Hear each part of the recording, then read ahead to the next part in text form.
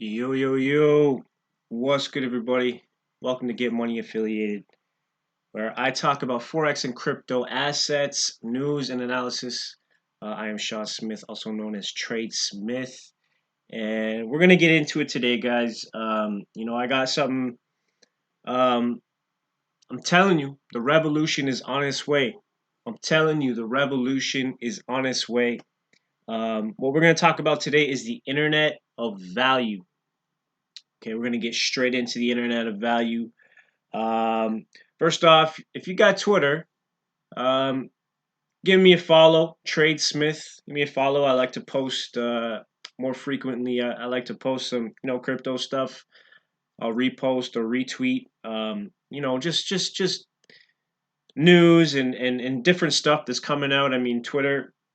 When it comes to Twitter, I think of it as like the highway of information.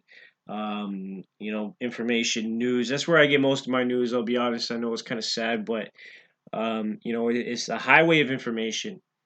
News is. I mean, updates are coming out constantly, constantly. Companies are just retweeting or companies are posting. Whatever upgrades, partnerships, all that kind of stuff is right there on Twitter, guys. So give me a follow, Tradesmith. What I wanted to show you quickly was something I seen today. All right, just something quick I seen today. All right, is this right here? All right, posted by the Central Bank Payments News. It says since our debut issue in 2018 September, we've been honored to feature contributions from more than 50 central banks and global organizations from 6 continents on such topics as CBDCs, all right, central bank digital currencies, Insta payments, financial inclusion, fintech, and much more. All right, guys, financial technology. All right, so what I'm gonna pull this up. Look at this, guys. So these are what central bank payments news is talking about. These are, the features that they've had.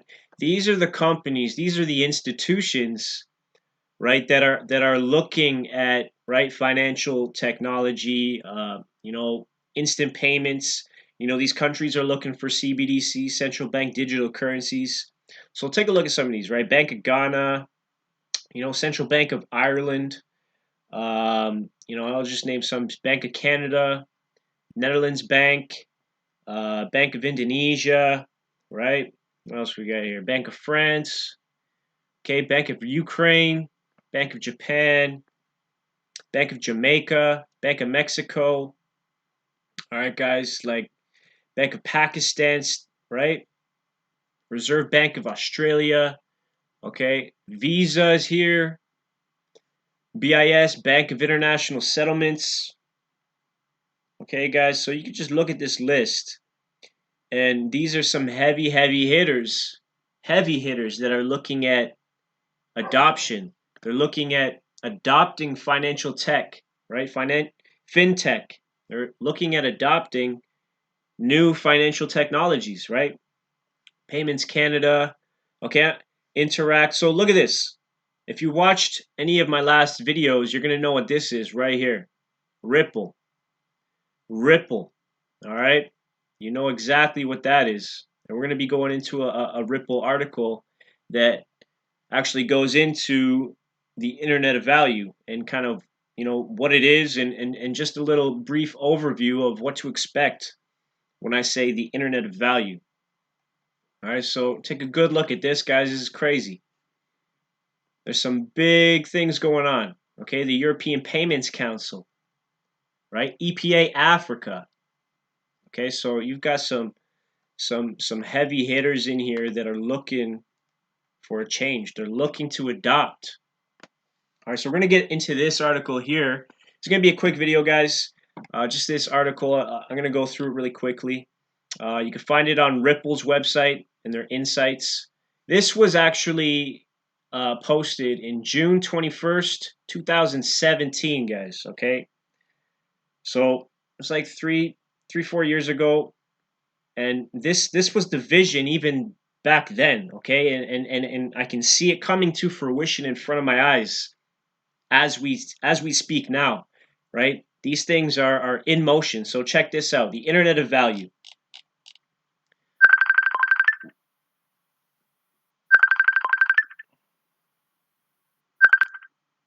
Just got a call. Sorry, baby, doing a quick video. Gonna call you back. Okay, what it means and how it benefits everyone. All right, so quickly. Venture capitalist William, I'm not even going to say his last name. William calls blockchain the second significant overlay of the internet. Just as the web was the first layer. Sorry, guys, one second, quick second. I got two phones here. Two phones. This one must be dead. All right. Here we go. Okay, venture capitalist William calls blockchain the second significant overlay of the internet, just as the web was the first layer back in the 1990s. When most people think of blockchain, Bitcoin instantly comes to mind, but the potential that excites William and may others goes as far beyond financial transactions made using such digital currencies. It touches on what we at Ripple for many years have called the Internet of Value. What is the Internet of Value? Our vision is for value to be exchanged as quickly as information. Although information moves around the world instantly, a single payment from one country to another is slow, expensive, and unreliable. In the US, a typical international payment takes 3 to 5 days to settle, has an error rate of at least 5%, and an average cost of $42. Worldwide, there are $180 trillion worth of cross-border payments made every year with a combined cost of more than $1.7 trillion in the year. With the Internet of Value, a value transaction such as foreign currency payment can happen instantly, just as how people have been sharing words, images, and videos online for decades. And it's not just money. The Internet of Value will enable the exchange of any asset that is of value to someone, including stocks, votes, frequent flyer points, securities, intellectual properties, music, scientific discoveries, and more. Okay, blockchain enables value exchange. Until now, selling, buying, or exchanging these assets has required an intermediary like a bank, marketplace, credit card company, or third-party booking service like Airbnb.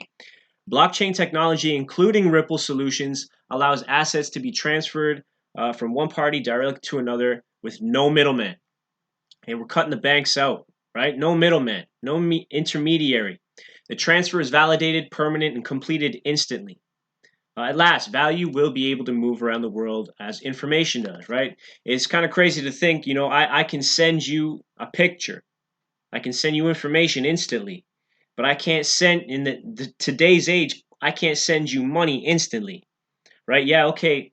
It looks like if I send you, like an email transfer, money transfer, whatever, it looks like it's going to you instantly, but in the back end, right? In the bank's back end, that payment, that transfer hasn't settled. Okay, so we're talking about settling, right? In today's technology, it takes 3 to 5 days for something to settle on the back end. All right, final settle in the back end, 3 to 5 days, right? Like I said, international payments takes 3 to 5 days to settle. Okay, with something like XRP, 3 seconds, settled, done. Okay, so that's what we're getting at with the Internet of Value. We're already seeing, remember, this is 2017. We're already seeing significant applications of blockchain in the real world. NASDAQ is using it to help firms manage shares. The Baltic nation of Estonia is securely storing the healthcare records and more than 1 million of the citizens on distributed databases. Japanese airline Peach Aviation recently became the third commercial carrier to accept cryptocurrencies as payments for flights, while a musician built her own blockchain to release a single directly on her fan base. So you can see all the different applications, right? I mean, it goes way further beyond that, right?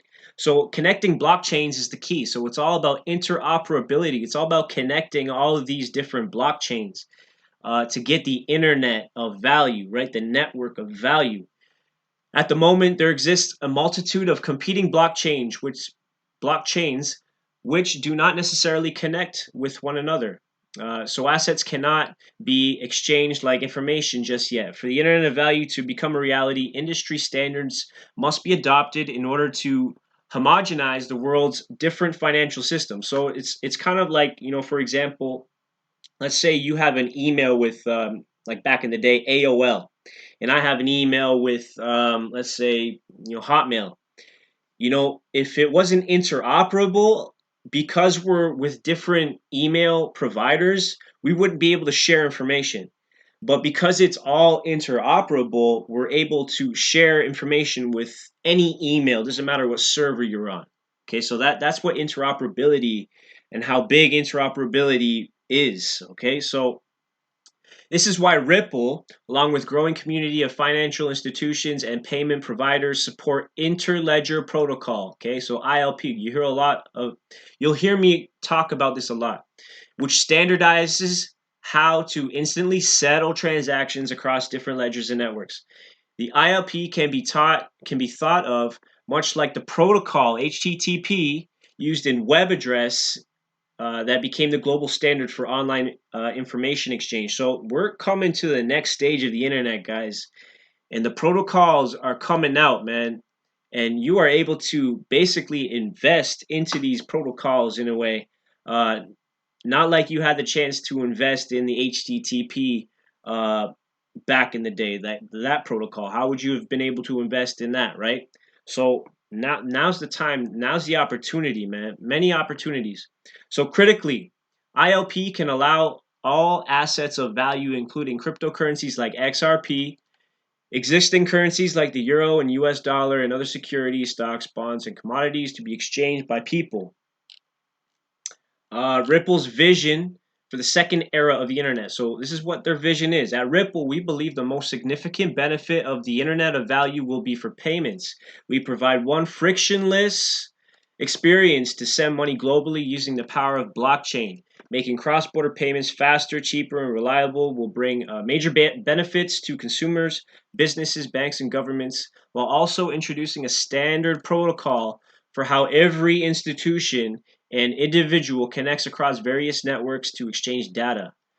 Look at this. Doing this will connect billions of people around the world to transact, give rise to entirely new businesses and industries, increase financial inclusion for millions of underbanked customers. There's billions of people in the world that are underbanked right now. We believe this process of standardization will have a transformative impact in the world comparable to the way the shipping container standardized commerce in the 50s and drove globalization, or how the standardization of web protocols in the 1980s gave us the digital information economy we know today. Let the second era of the internet begin. All right, so that's just a brief overview of some of the idea around the internet of value and how Ripple is securely right in the middle of that whole world. All right, so right, not financial advice, guys, but take it for what it is. Right, it's right in front of your eyes. So the next thing I want to get into here is just to end off this video is a quick little video. All right, it's the future of commerce, the internet of value. Okay, talks about a bunch of stuff here, but I'm going to show you this video here. With this guy here, okay? So this guy is Don Tapscott, okay? Don Tapscott is he's a Toronto boy. I'm from Toronto, which is awesome. But he's look at this. He's 73 years old, right? He's had his history when it comes to like look at these books that he's created, guys. Look at this bibliography all the way back to 84. Right, planning for integrated office systems, office automation, paradigm shift, the new promise of information technology, right, back in 92, the promise of in the age of networked intelligence, okay, guys, so, right, the rise of net generation, digital economy, so this guy's been in it, right, for a while, right, how the net generation is changing the world, the digital economy, and looks like his latest book is The Blockchain Revolution, which came out in 2016. Okay, so this guy knows his stuff. So just take a quick listen to this video right here. All complex, but the idea behind it is quite simple. Essentially, what the blockchain is a distributed ledger. Rather than a record existing in one single location, it's shared amongst computers all around the world. And built into that ledger is a consensus mechanism that allows anybody to transact or do business with each other and to trust each other without having to go through a central intermediary. Like the Internet of Information, it's an Internet of value. And why should we care, Don, about this? I mean, we have systems that work. Obviously, companies transact. People do banking.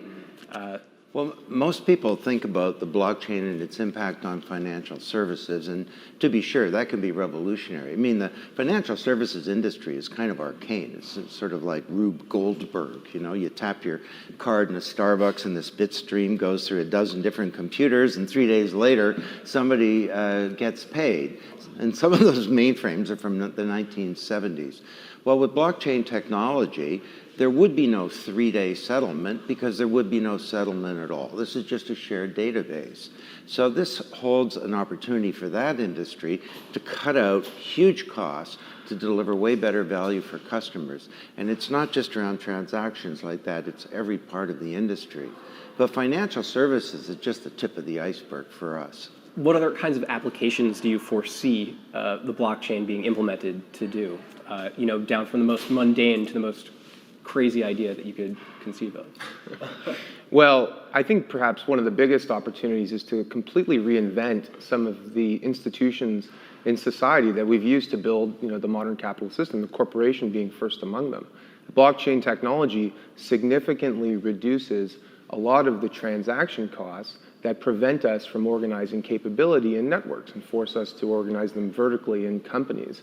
And so as a result, you get a whole new set of business models, many of which will upend many different industries and not just financial services.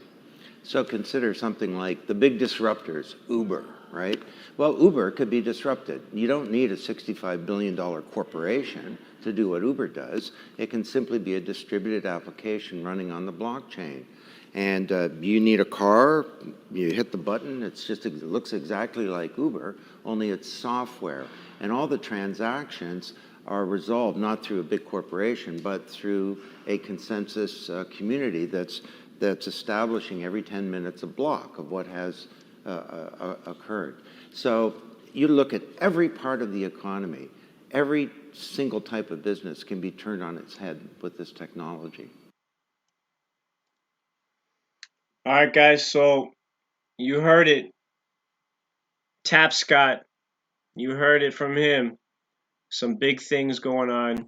And I'm just going to leave it at that, guys. That's crazy. That is crazy. When you really think about it, when you really, really think about it, I mean, the future is going to be different. It's different right now. It's here. Right? These have been in implementation for years. Right? Don't play yourself.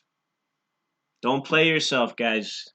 The Internet of Value is here, and it's just getting started. With that being said, guys, thanks for watching. Leave a comment down below in the comments if you have any questions. Just shoot them down in the comments or shoot me a DM, whatever it be. But enjoy the rest of your day. I'm out. Get Money Affiliated. Sean Smith. Peace.